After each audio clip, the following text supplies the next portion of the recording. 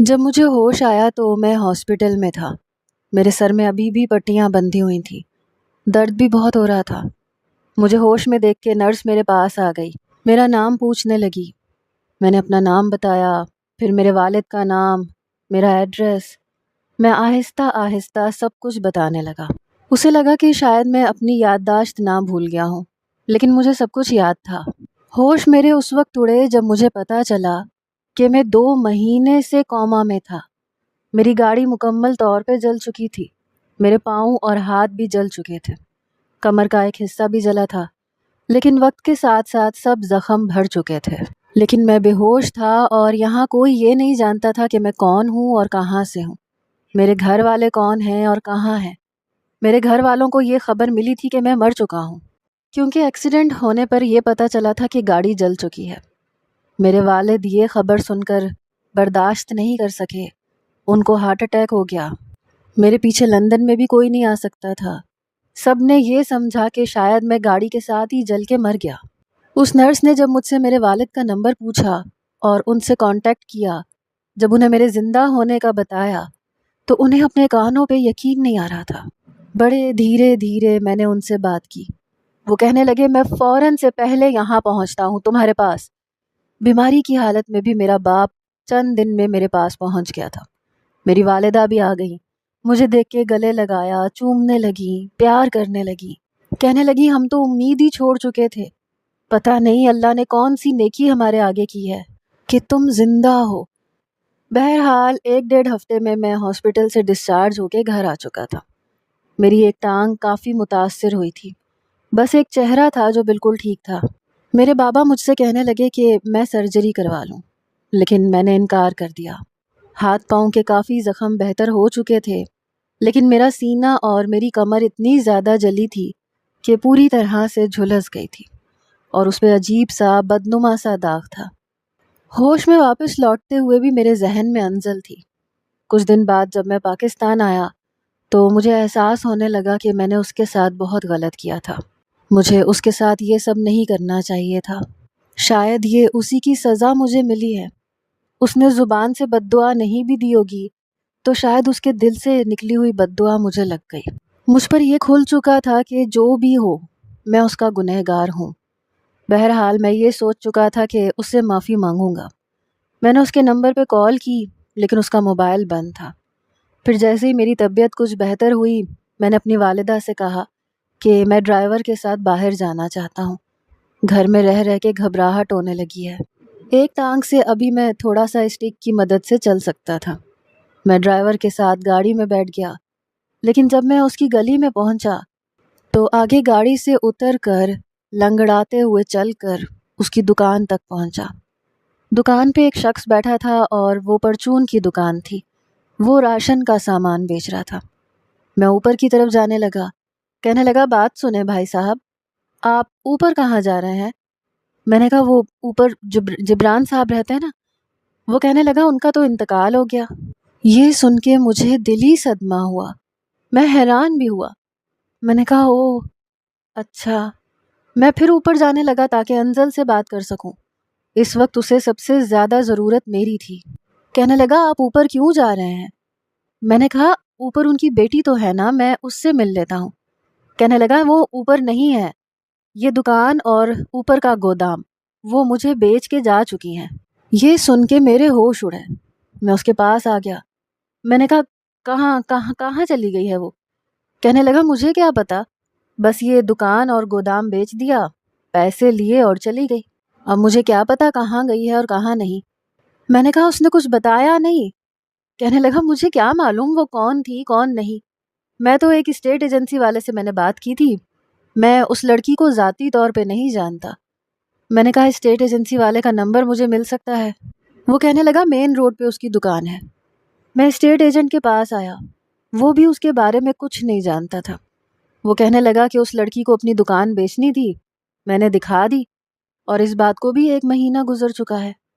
ہم سب کے گھر کے اتے پتے تھوڑی نہ اپنے پاس رکھتے ہیں۔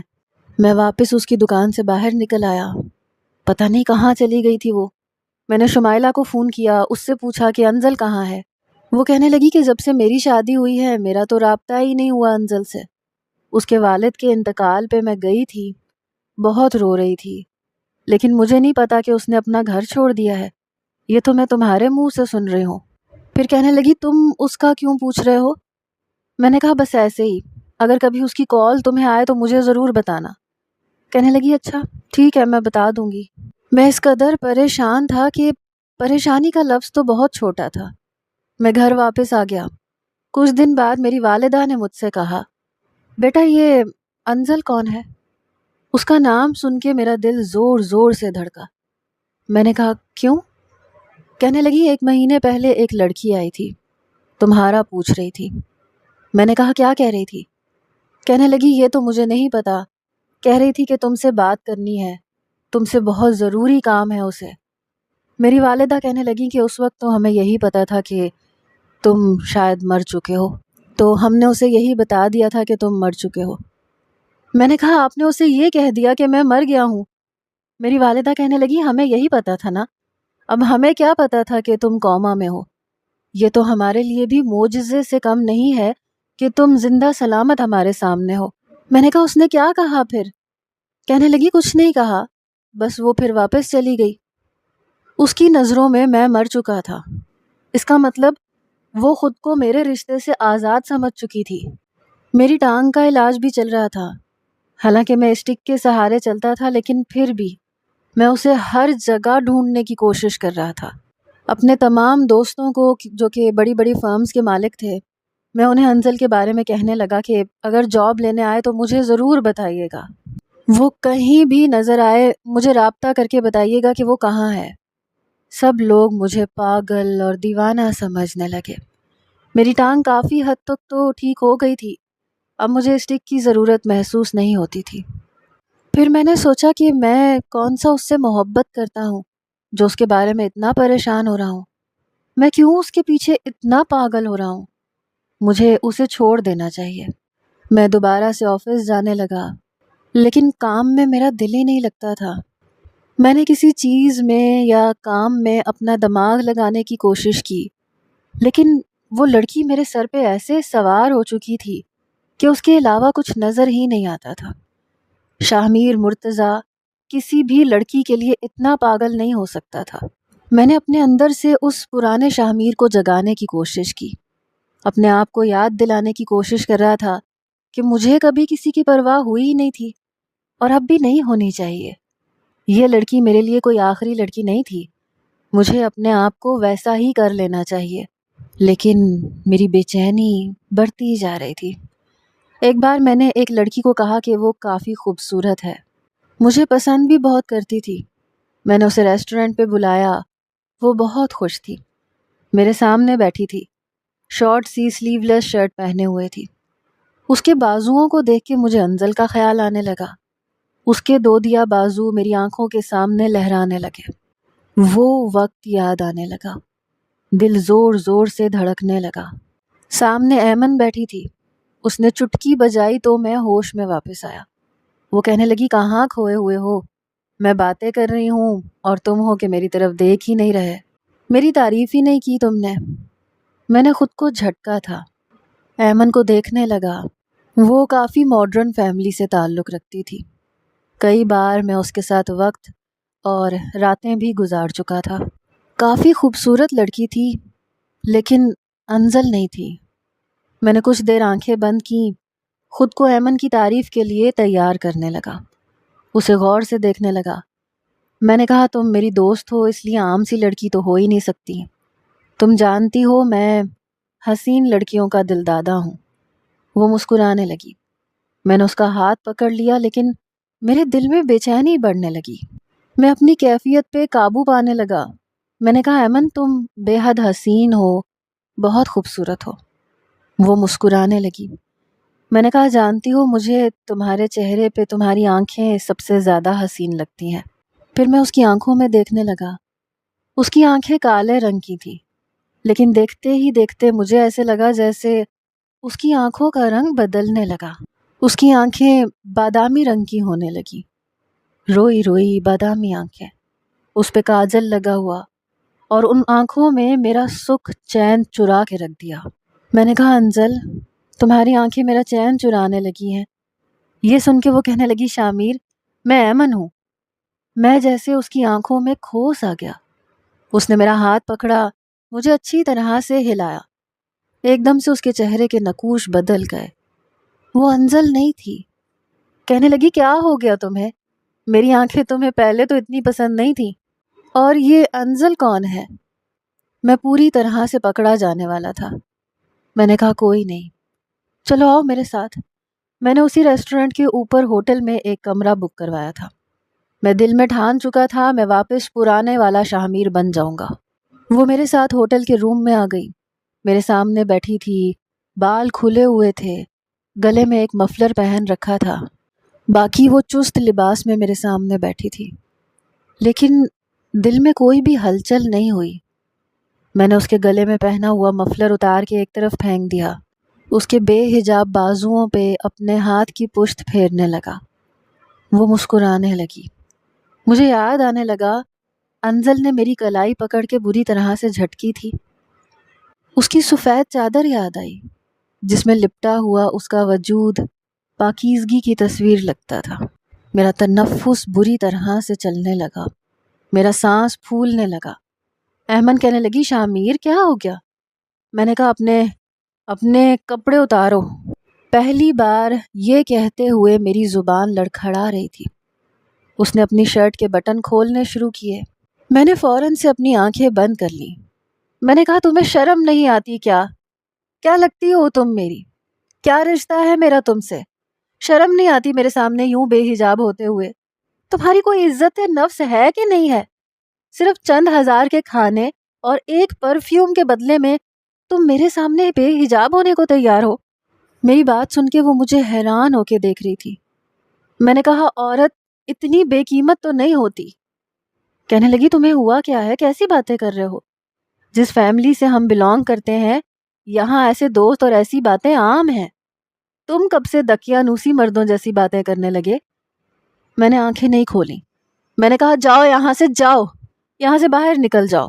میرے نزدیک عورت وہ ہے جو چادر میں خود کو لپیٹ کے رکھے، جس کا حسن سب کے لیے عام نہ ہو، جس کی زینت صرف اس کے شوہر کے لیے ہو، جو بنا نکاح کے اپنی چادر بھی اتارنا پسند نہ کرے۔ عورت وہ ہوتی ہے، تم عورت نہیں ہو، جاؤ دفع ہو جاؤ یہاں سے۔ وہ مجھے دیکھ کے غصے سے کھڑی ہو گئی، کہنے لگی تم پاگل ہو گئے ہو، تمہارا دماغ خراب ہو گیا ہے، پہلے اپنے دماغ کا علاج کرواؤ۔ یہ کہہ کے وہ کمرے سے باہر نکل گئی۔ اس وقت مجھے یقین ہو گیا اور میں پھوٹ پھوٹ کے رونے لگا۔ میرے لیے انزل ایک عام سی لڑکی نہیں تھی، میں اس سے محبت کرنے لگا تھا۔ ہر لڑکی میں اسے دیکھنے کی اور ڈھونڈنے کی کوشش کرتا تھا۔ میں نے لڑکیوں کے ساتھ دوستیاں کرنا، ان کے ساتھ راتیں گزارنا چھوڑ دیا تھا۔ میری زندگی آہستہ آہستہ بدلنے لگی تھی۔ ایک بار میرے والدین مجھ سے کہنے لگے کہ وہ میری شادی کرنا چاہتے ہیں، لیکن میں نے انکار کر دیا۔ میرے والد کہنے لگے کیوں انکار کیوں کر رہے ہو؟ 30 سال کے ہو گئے ہو، شادی تو تمہاری ہونی چاہیے۔ میں نے کہا شادی میں کر چکا ہوں، بس اپنی بیوی کو ڈھونڈ رہا ہوں۔ میرے والد تو یہ سن کے حیران رہ گئے، کہنے لگے میں سمجھا نہیں۔ میں نے کہا وہ ہمارے آفس میں لڑکی کام کرتی تھی، انزل نام تھا، اس سے نکاح کیا تھا میں نے۔ یہ سن کے میرے والد غصے سے بپھر گئے، کہنے لگے تمہارا دماغ درست ہے؟ وہ معمولی سی لڑکی، تم نے اس کے ساتھ نکاح کیا تھا؟ میں نے کہا وہ معمولی نہیں ہے، وہ میری بیوی ہے اور میرے لیے بہت خاص ہے۔ میرے والد کہنے لگے میں کبھی اسے اپنی بہو تسلیم نہیں کروں گا۔ شاہمیر تمہارا دماغ خراب ہو گیا تھا۔ میں نے کہا میں اس سے بہت محبت کرتا ہوں۔ کہنے لگے کہ تبھی وہ یہاں آئی تھی، لیکن جب ہم نے اسے یہ کہا کہ تم مر چکے ہو تو وہ واپس چلی گئی تھی۔ یہ تو میں جانتا تھا کہ وہ تم سے طلاق لینے آئی ہوگی، لیکن پتہ نہیں کہاں چلی گئی۔ میرے والد کہنے لگے اسے طلاق دے کے پیسے دے کے فارغ کرو، میں اتنی معمولی سی لڑکی کے ساتھ تمہاری شادی نہیں کر سکتا۔ پہلی بار میں نے اپنے باپ کے سامنے اپنا لہجہ بلند کیا۔ میں نے کہا وہ معمولی لڑکی نہیں ہے، وہ بہت خاص ہے، میرے لیے وہ بہت خاص ہے۔ میں محبت کرتا ہوں اس سے، ڈیڈ میں اس کے بغیر نہیں رہ سکتا، وہ میرے دل میں رہتی ہے، میری روح میں بستی ہے۔ میرے جارحانہ انداز کو دیکھ کر میرا باپ اور میری ماں چپ سے ہو گئے۔ میں اپنے کمرے میں آ گیا۔ اس کے بعد میں نے اسے ڈھونڈنا شروع کر دیا۔ میں دیوانہ ہو چکا تھا اس کے پیچھے۔ نہ دن کا ہوش تھا، نہ رات کا ہوش تھا، نہ کھانے کا ہوش تھا، نہ پینے کا ہوش تھا۔ بس یہ ایک خواہش تھی کہ کہیں نہ کہیں سے وہ میرے سامنے آ جائے۔ وہ میرے لیے کیا تھی یہ اب پتہ چل رہا تھا۔ اب پتہ چل رہا تھا کہ ابھی تک اس کو دیکھنے کی، اس کو پانے کی، اس کے قریب جانے کی خواہش میرے دل میں کیوں تھی؟ میرا وہ کون سا جذبہ تھا جو مجھے چین نہیں لینے دے رہا تھا؟ بدلہ نہیں تھا وہ محبت تھی۔ اس کو کھونے کا ڈر تھا۔ اس کا مجھ سے نکاح کرنا، پھر میرے قریب آنا۔ چند گھنٹوں کی اس کی قربت نے مجھے یہ سمجھا دیا کہ بیوی کیا ہوتی ہے اور ایک کال گرل کیا ہوتی ہے۔ اس کا حسن صرف میرے لیے تھا، اور اب اگر مجھے کوئی پریشانی اور بے چینی تھی تو وہ یہ تھی کہ اس کی نظر میں مر چکا ہوں۔ کہیں وہ کسی اور کی نہ ہو جائے۔ میں یہ برداشت کر ہی نہیں سکتا تھا کہ وہ کسی اور کی ہو، کسی اور سے شادی نہ کر لے۔ میں اسے دیوانہ وار ڈھونڈ رہا تھا۔ ایک بار مجھے ایک لڑکی نظر آئی، ویسی ہی سفید کڑھائی والی چادر میں۔ میں اس وقت مین روڈ پہ گاڑی چلا رہا تھا۔ اسے دیکھ کے میں نے فوراً سے گاڑی ایک طرف لگائی، جلدی سے گاڑی سے نیچے اترا۔ گاڑی کو بنا بند کیے میں اس کے پیچھے بھاگنے لگا۔ وہ ایک مال کے اندر جا چکی تھی۔ وہ مال روڈ کراس کر کے تھا۔ مجھے یہ تک پرواہ نہیں تھی کہ گاڑیاں کتنی تیزی سے چل رہی ہیں۔ میں بس انزل انزل پکار رہا تھا کہ بس وہ ایک بار مجھے دیکھ لے اور رک جائے۔ میں نے روڈ کراس کیا۔ کئی گاڑیاں مجھ سے ٹکراتے ہوئے بچیں، لیکن مجھے پرواہ ہی نہیں تھی۔ میں بھاگ کر مال تک گیا تھا، تب تک وہ اندر جا چکی تھی۔ جب میں اندر پہنچا تو دائیں بائیں جانب اسے دیکھنے لگا۔ وہ کہیں نظر نہیں آ رہی تھی۔ پھر وہ مجھے ایکسیلریٹر سے اوپر جاتی نظر آئی۔ اس کی وہی سفید چادر جس پہ رنگ برنگے دھاگوں سے کڑھائی ہوئی تھی۔ میں اس کے پیچھے ایکسیلریٹر پہ چڑھ گیا، سیڑھیاں چڑھنے لگا۔ تب تک وہ اوپر پہنچ کے ایک طرف جانے لگی۔ میں نے کہا انزل میری بات سنو، لیکن اس کا وہی لاپرواہ انداز۔ ایک بار اس نے پلٹ کے نہیں دیکھا۔ میں اس کے پاس گیا، اس کے سامنے آ گیا تو میرے ہوش اڑ کے رہ گئے۔ وہ کوئی اور تھی۔ وہ مجھے ایسے اجنبی اور نافہمی نظروں سے دیکھنے لگی۔ کہنے لگی آپ مجھے بلا رہے تھے؟ کون ہیں آپ؟ میں چپ ہو گیا۔ میں نے کہا I am sorry, I am very sorry, میں آپ کو کچھ اور سمجھا تھا۔ میں وہاں سے واپس چلا گیا۔ میری زندگی اذیتوں سے بھرنے لگی۔ میں راتوں کو رونے لگا۔ آج تک کبھی مسجد کی شکل نہیں دیکھی تھی، لیکن اس لڑکی کی محبت میں مسجد تک پہنچ گیا۔ میری بے چینی مجھے مسجد تک لے گئی۔ مجھے تو وضو بھی ٹھیک سے کرنا نہیں آتا تھا۔ جوتے اتارے، وہاں پہ بہت سے نمازی وضو کر رہے تھے۔ میں بھی بیٹھ کے ان کو دیکھ دیکھ کے وضو کرنے لگا۔ پتہ نہیں کتنے سالوں بعد مسجد میں آیا تھا۔ امام کے پیچھے نماز پڑھتے ہوئے میرے آنسو بہہ رہے تھے۔ نماز پڑھ کے جب سب نمازی چلے گئے تو میں دعاؤں میں روئے جا رہا تھا۔ بس ایک دعا تھی میرے زبان پر کہ مجھے وہ مل جائے، وہ میرے سامنے آ جائے۔ امام مسجد نے جب مسجد خالی دیکھی اور مجھے روتا دیکھا، وہ میرے پاس آ گئے۔ کہنے لگے بیٹے کیا بات ہے، کوئی پریشانی ہے؟ میں نے کہا سکون نہیں ملتا، ہر وقت پریشان رہتا ہوں۔ کہنے لگے اللہ تمہارے مسائل کو حل کرے گا، استغفار کیا کرو، نماز پڑھا کرو، تمہیں سکون مل جائے گا۔ مجھے ان کی باتیں کافی اچھی لگی۔ وہ کافی دیر بیٹھ کے مجھے سمجھاتے رہے۔ میں اب اکثر مسجد جانے لگا۔ ایک بار میں نے ان سے کہا کہ مجھے نماز پڑھنی نہیں آتی، میں بھول گیا ہوں۔ وہ مجھے بڑی حیرت سے دیکھ رہے تھے۔ میں نے نظریں چرائیں۔ میں نے کہا میں اچھا انسان نہیں ہوں، ایک برا انسان ہوں۔ یہ کہتے ہوئے میری آنکھوں سے آنسو جاری تھے۔ انہوں نے میرے آنسو صاف کیے۔ کہنے لگے اگر اللہ تعالیٰ کسی کو ہدایت دے دے تو وہ برا نہیں رہتا۔ تمہیں اپنی غلطیوں کا احساس ہو گیا ہے، تم اپنی غلطیوں سے معافی مانگ رہے ہو، سیدھی راہ پہ چلنا چاہتے ہو، تو یہ تو اچھی بات ہے۔ اللہ تعالیٰ اپنی رحمت کے دروازے ہم جیسے گناہ گاروں کے لیے ہی کھلے رکھتا ہے۔ میں نے کہا میں نے شراب پی ہے، میں نے زناکاری بھی کی ہے، پتہ نہیں میری بخشش ہو بھی سکتی ہے یا نہیں۔ میری بات سن کے وہ چپ سے ہو گئے. کہنے لگے اللہ تعالیٰ کی رحمت سے نا امید نہیں ہونا چاہیے. میں ان کے پاس جانے لگا. مجھے نماز انہوں نے ہی سکھائی تھی. کلام پاک پڑھنا بھی انہوں نے سکھایا. میں اب 5 وقت کی نماز مسجد میں پڑھنے لگا. ایک بار مجھ سے کہنے لگے کون ہو تم اور کیا کرتے ہو؟ میں نے اپنے بارے میں انہیں سب کچھ بتا دیا. کہنے لگے تو تم امیر باپ کے بیٹے ہو، دولت مند ہو، اور جو کچھ تم کرتے ہو ایسا امیر بزنس مین لوگوں کے بیٹے کرتے ہیں. ہمارے معاشرے میں ہائی کلاس لوگوں کی الگ ہی زندگی ہے، الگ ہی سوچ ہے. وہ سمجھتے ہیں کہ دین الگ ہے اور دنیا الگ ہے، حالانکہ ایسا نہیں ہے. قرآن پاک میں اللہ تعالیٰ نے دنیا میں جینے کے طریقے ہی تو بتائے ہیں. وہ امیروں کے لیے الگ اور غریبوں کے لیے الگ نہیں ہے. سب مسلمان اللہ کی نظر میں برابر ہیں. بہرحال اللہ نے اگر ہدایت کا راستہ تمہیں دکھایا ہے تو تمہاری کوئی نیکی ہوگی جو تم نیک ہو گئے. میں نے کہا ایک نیکی کی تھی لیکن پتہ نہیں تھا کہ اس طرح سے میرے سامنے آئے گی. کہنے لگے کون سی؟ میں نے کہا ایک لڑکی سے بدلہ لینے کے لیے میں نے اسے ہوٹل کے کمرے میں بلایا تھا. اس کی کوئی نازیبا ویڈیو تھی میرے پاس. اس کو اس ویڈیو کی وجہ سے بلیک میل کر کے اسے کمرے میں بلایا تھا. وہ لڑکی بہت شریف تھی. یہ کہہ کے میں چپ سا ہو گیا. آنکھوں کے سامنے انزل کا چہرہ نظر آنے لگا. کہنے لگے پھر؟ میں نے کہا میں نے اسے کہا کہ میں تمہاری ویڈیو وائرل کر دوں گا ورنہ تم میرے ساتھ گناہ کرو. لیکن اس نے کہا کہ وہ گناہ نہیں کر سکتی، گناہ کرے گی تو مر جائے گی، گناہ کے ساتھ جی نہیں پائے گی.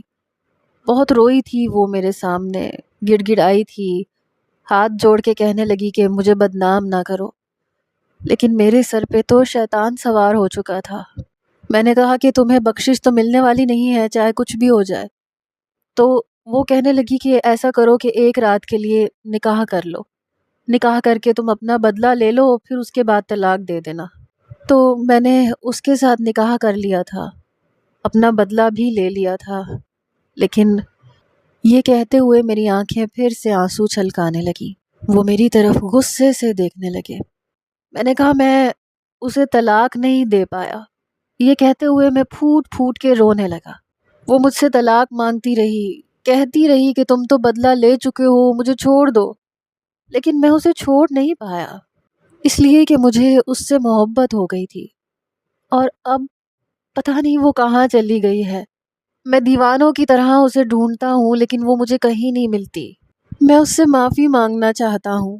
میں نے اس کے ساتھ غلط کیا ہے، میں نے اس کے ساتھ زیادتی کی ہے. جب تک وہ مجھے معاف نہیں کرے گی مجھے چین نہیں آئے گا. میری بات سن کے وہ اٹھ کے چلے گئے. میں تہجد پڑھنے لگا. آہستہ آہستہ میرا دل اور باقی کی زندگی بالکل بدل کے رہ گئی. میں نے ہر گناہ کو چھوڑ دیا. دعاؤں میں بس اس کو مانگتا تھا کہ بس ایک بار مجھے وہ مل جائے. میرے والد میرے بدلے ہوئے حلیوں کو دیکھ کے مجھے برا بھلا کہنے لگے یہ کیا تم ہر وقت شلوار قمیض پہنے رہتے ہو اور یہ داڑھی کیوں رکھی ہے؟ لوگ میرا مذاق اڑانے لگے ہیں کہ تمہارا بیٹا پاگل ہو گیا ہے، ٹخنوں تک شلوار رکھتا ہے، اذان ہوتی ہے تو اٹھ کے چلا جاتا ہے. یہ تم نے کیا حال کر لیا اپنا؟ میں نے کہا جب پاگل تھا تو سب ٹھیک کہتے تھے، اب ٹھیک ہوا ہوں تو ان سب کو میں پاگل لگتا ہوں. ڈیڈ کہنے لگے تم جیسے تھے ویسے ہو جاؤ، تم ویسے ہی اچھے لگتے تھے. اب تو جہاں تمہارے رشتے کی بات کرتا ہوں تمہارا حلیہ دیکھ کے وہ لوگ ہاتھ جوڑ کے معذرت کر لیتے ہیں. کہتے ہیں کہ ہمیں تمہارے مولوی بیٹے سے اپنی بیٹی کی شادی نہیں کرنی. اب یہ ہمارے اسٹینڈرڈ کا نہیں رہا. میں نے کہا مجھے کوئی فرق نہیں پڑتا کہ آپ کے لوگ آپ کو کیا کہتے ہیں، لیکن میں اپنے آپ کو نہیں بدل سکتا. میں جیسا ہوں میں ویسا ہی رہوں گا. میرا باپ مجھ سے کہہ کے جب تھک گیا تو کہنے لگا اچھا ایسا کرو اسی لڑکی کو لے آؤ، ہم اسے ہی قبول کر لیں گے. میں نے کہا اگر وہ مجھے مل جاتی تو کیا میں آپ کے کہنے کا انتظار کرتا؟ اسے لے کر یہاں نہ آتا کیا؟ پتہ نہیں وہ کہاں چلی گئی ہے. ڈھونڈ ڈھونڈ کے تھک چکا ہوں، مجھے ملتی ہی نہیں ہے. یہ کہتے ہوئے میری آنکھوں سے آنسو بہنے لگے. میرے آنسوؤں پہ میرا اختیار ہی نہیں رہا تھا. ہر رات اسے دعاؤں میں مانگتا تھا یہ بھی دعا کرتا تھا کہ وہ کسی اور سے شادی نہ کر لے، جس کی نظر میں مر چکا تھا۔ اگر اس کی نظر میں زندہ ہوتا تو شاید وہ طلاق لینے کے لیے پلٹ کر واپس بھی آتی۔ میں اس سے معافی بھی مانگ لوں گا، لیکن وہ تو کبھی پلٹ کے میرے پاس نہیں آئے گی۔ میں اس امام صاحب کے ساتھ مسجد میں کبھی کبھی اذان بھی دینے لگا۔ اپنی زندگی کو میں نے اسی طرف لگا لیا۔ آفس جاتا تو سر جھکا کے رکھتا، کبھی کسی بھی امپلائی کی طرف آنکھ اٹھا کے نہیں دیکھتا تھا۔ ایک بار گھر جا رہا تھا تو کچھ لڑکے زبردستی اپنی گاڑی میں ایک لڑکی کو بٹھانے کی کوشش کر رہے تھے۔ اس لڑکی نے چادر سے خود کو لپیٹ رکھا تھا۔ وہ ان لڑکوں سے اپنے آپ کو چھڑوا رہی تھی۔ گلی سنسان تھی۔ شاید سنسان گلی میں اس لڑکی کو جاتا ہوا دیکھ کر اوباش قسم کے لڑکے اس کے ساتھ کچھ غلط کرنا چاہتے تھے۔ میں فوراً گاڑی سے نیچے اترا، ان لڑکوں کو مارنے لگا۔ کھینچا تانی میں اس لڑکی کے کپڑے پھٹ گئے تھے۔ سردیوں کا موسم تھا، میں نے شال پہن رکھی تھی۔ وہ شال میں نے اس لڑکی کو دے دی کہ وہ اپنا آپ لپیٹ لے۔ وہ لڑکے مجھے دیکھ کر اس لڑکی کو چھوڑ کے بھاگ کے جا چکے تھے۔ میں نے اس لڑکی کو اس کے گھر تک چھوڑا۔ مجھے بہت دعائیں دے رہی تھی۔ کہنے لگی، بھائی آپ بہت اچھے ہیں، آپ نے میری عزت بچا لی۔ اسے کیا خبر تھی کہ میں پہلے کیا تھا۔ ایک بار میں امام صاحب کے پاس گیا تو کہنے لگے کہ ہم نے ایک لڑکیوں کا مدرسہ کھول رکھا ہے، وہاں پہ یتیم بچیاں بھی ہیں، اگر تم کہو تو تمہارا کسی یتیم لڑکی سے نکاح کروا دوں۔ کہنے لگے تمہیں اس کا ثواب ملے گا۔ میں نے کہا میں اس لڑکی کے علاوہ کسی اور سے شادی نہیں کر سکتا۔ وہ کہنے لگے وہ تمہاری زندگی سے جا چکی ہے اور بقول تمہارے 2 سال گزر چکے ہیں۔ جس لڑکی کی میں بات کر رہا ہوں وہ بھی بہت اچھی ہے، تم اس کے ساتھ بہت خوش رہو گے۔ اس کے والد صاحب ایک زمانے میں میرے بہت گہرے اور اچھے دوست تھے، لیکن ان کے انتقال کے بعد وہ بچی میرے پاس آ گئی۔ پڑھی لکھی ہے، یتیم بچیوں کو اردو اور انگریزی بھی پڑھاتی ہے۔ تمہیں دیکھا تو مجھے خیال آیا، اگر تم کہو تو میں تمہارا نکاح اس سے کروا دیتا ہوں۔ میں نے کہا مجھے نہیں لگتا میں کسی کے ساتھ انصاف کر سکتا ہوں۔ میری بات سن کے وہ مسکرانے لگے، کہنے لگے جیسے اللہ نے تمہیں ہدایت دی ہے ویسے وہ تمہیں انصاف کرنا بھی سکھا دے گا۔ بہرحال میرے دل میں یہ خیال آیا، اس لیے تم سے کہہ دیا۔ میں اٹھ کے کھڑا ہو گیا۔ کہنے لگے تو پھر تمہاری طرف سے انکار سمجھوں؟ میں نے کہا جی ہاں، میری طرف سے انکار سمجھیں، میں کسی اور لڑکی کے ساتھ کوئی بھی رشتہ نہیں بنا سکتا۔ کہنے لگے چلو ٹھیک ہے، ایک اور نوجوان بھی ہے میری نظر میں، اس سے بات کر لیتا ہوں، وہ میرے دوست کی بیٹی ہے، اس لیے اسے اس طرح سے نہیں چھوڑ سکتا۔ انہوں نے اپنے موبائل پہ ایک نمبر ملایا۔ تب تک میں واپسی کے لیے اپنے قدم بڑھا چکا تھا۔ ابھی میں بیرونی دروازے تک پہنچا تھا، وہاں سے ان کی آواز میرے کانوں میں پڑی تو میرے قدم وہیں خود بخود رک گئے۔ کہنے لگے خیام میاں، میں نے تم سے ایک لڑکی کا ذکر کیا تھا نا، انزل جبران، اگر تمہاری رضامندی ہے تو اس جمعے نکاح کی رسم ہو جائے۔ پھر یہ سن کے مجھے لگا جیسے کسی نے میرے دل پہ زور کا گھونسا مارا ہو۔ میں بے ساختہ پلٹا، تیز قدم اٹھاتا ہوا دوبارہ امام صاحب کے پاس آ کے بیٹھ گیا۔ وہ مجھے یوں بیٹھا دیکھ کے کچھ حیران ہوئے۔ کہنے لگے خیر ہے، ابھی 2 منٹ بعد کال کرتا ہوں۔ کہنے لگے ہاں بولو بیٹا کیا بات ہے، واپس کیوں آ گئے، سب خیریت ہے نا؟ میں نے کہا کیا نام بتایا آپ نے لڑکی کا؟ کہنے لگے انزل جبران۔ میں نے کہا کیا میں اسے دیکھ سکتا ہوں؟ کہنے لگے وہ یوں کبھی بھی تمہارے سامنے نہیں آئے گی۔ میں نے کہا میں بس ایک جھلک اسے دیکھ سکتا ہوں اس کی۔ کہنے لگے کل آ جانا، تمہیں میں مدرسے میں لے جاؤں گا، وہاں ایک کھڑکی ہے جہاں سے ہم ایک جھلک اپنی بچیوں کی دکھا دیتے ہیں، جو شادی کا خواہش مند ہوتا ہے اسے۔ میں نے کہا ٹھیک ہے، میں آ جاؤں گا۔ کہنے لگے ابھی تو تمہیں اعتراض تھا نکاح کا، اب نہیں ہے۔ میں نے کہا یہ میں آپ کو کل بتاؤں گا۔ انہوں نے مجھے ایک وقت بتایا، اگلے روز میں وقت سے پہلے پہنچ گیا۔ وہ مجھے لڑکیوں کے مدرسے میں لے گئے، وہاں پہ انہوں نے اپنا ایک آفس بنا رکھا تھا، وہاں ایک کھڑکی تھی۔ کہنے لگے ذرا سا پٹ کھولو، وہ لڑکی وہاں چھوٹی بچیوں کو پڑھا رہی ہوگی، اسے ایک نظر دیکھ لو۔ دھڑکتے دل کے ساتھ میں نے وہ کھڑکی کھولی تھی۔ وہ وہی تھی، سر پہ بڑا سا دوپٹہ پہن رکھا تھا، چھوٹی بچیوں کو اردو پڑھا رہی تھی۔ میں سکتے میں چلا گیا۔ میں اپنی کیفیت کو محسوس بھی نہیں کر سکتا تھا کہ جسے دیوانوں کی طرح میں نے پورے شہر میں ڈھونڈا وہ مجھے اس مدرسے میں نظر آ جائے گی۔ میں نے کھڑکی بند کی۔ میں نے امام صاحب سے کہا میں اس لڑکی سے نکاح کرنا چاہتا ہوں۔ وہ کہنے لگے ٹھیک ہے، اس جمعے کو تم اپنے والد کو لے آنا، 2 گواہوں کو بھی لے آنا، میں تمہارا اس سے نکاح کروا دوں گا۔ میں نے کہا کیا وہ بنا دیکھے نکاح کر لے گی مجھ سے؟ کہنے لگے ہاں، اس نے مجھ پہ چھوڑ رکھا ہے، کہتی ہے جہاں آپ چاہیں گے مجھے کوئی اعتراض نہیں ہوگا۔ مجھے بس 2 ہی نوجوان اس کے لیے پسند آئے تھے۔ میں اسے بالکل بیٹیوں کی طرح سمجھتا ہوں، اس لیے مجھے لگا کہ تم اچھے انسان ہو۔ اور ایک اور انسان ہے، اس کی بیوی کا انتقال ہو گیا ہے لیکن ایک چھوٹا بچہ ہے، نہایت شریف انسان ہے۔ ایک تو تم، کیونکہ تم نے اپنی ساری عیاشیوں کو ترک کیا، بہت بڑی قربانی دی۔ اور اگر کوئی دولت مند ہونے کے باوجود اپنی عیاشیوں کو قربان کر دے، اپنے کیے ہوئے گناہوں پر پشیمان ہو، روتے ہوئے صراط مستقیم کی راہ کو اختیار کرے اور اس کو قائم بھی رکھتا ہو۔ میں نے دانستہ امام صاحب کو یہ نہیں بتایا کہ میں انزل کو ہی ڈھونڈ رہا تھا اور وہ میرے نکاح میں اب بھی ہے۔ اگر بتاتا تو شاید انہیں غصہ آ جاتا، کیونکہ انزل ان کے لیے بیٹی کی جیسی تھی۔ میں وہاں سے گھر واپس چلا گیا، اپنے والد سے کہا کہ جمعے کو میرے ساتھ چلیں کیونکہ مجھے وہ لڑکی مل گئی ہے، لیکن وہ جہاں رہتی ہے وہاں دوبارہ میرا اس سے نکاح ہوگا۔ میرے والد کہنے لگے کہ لیکن نکاح پہ نکاح کیوں؟ میں نے کہا یہ میں نہیں جانتا، بس آپ میرے ساتھ چلیں۔ میرے والد میری بات مان گئے۔ میں 4-5 گواہوں کو اپنے ساتھ لے کر گیا تھا۔ میری والدہ بھی میرے ساتھ تھی۔ وہ انزل کے پاس چلی گئی، میرا اس سے نکاح ہوا، رخصتی بھی ہو گئی، لیکن اس وقت وہ برقع نقاب میں تھی، لیکن سسکیوں سے رو رہی تھی۔ شاید وہ مجھے دیکھ چکی تھی۔ جب میں گھر پہ آیا تو میری والدہ اسے میرے کمرے میں لے گئی۔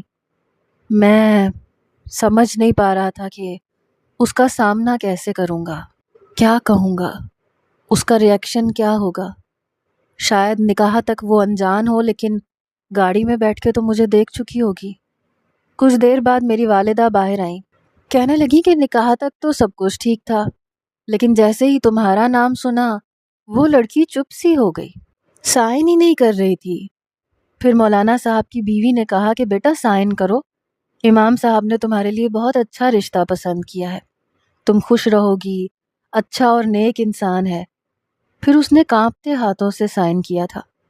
کہنے لگی جب سے گاڑی میں بیٹھی تھی روئے جا رہی تھی، ابھی بھی روئے جا رہی ہے۔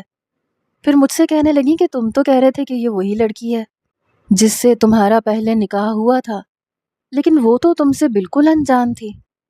میں نے کہا اب نہیں رہی انجان، جان چکی ہے وہ۔ میری والدہ حیرت سے مجھے دیکھنے لگی، کہنے لگی مجھے تو تمہاری باتوں کی سمجھ نہیں آتی، بہرحال وہ تمہارے کمرے میں ہے۔ میں جیسے ہی کمرے میں داخل ہوا میرے ہوش اڑ کے رہ گئے، کیونکہ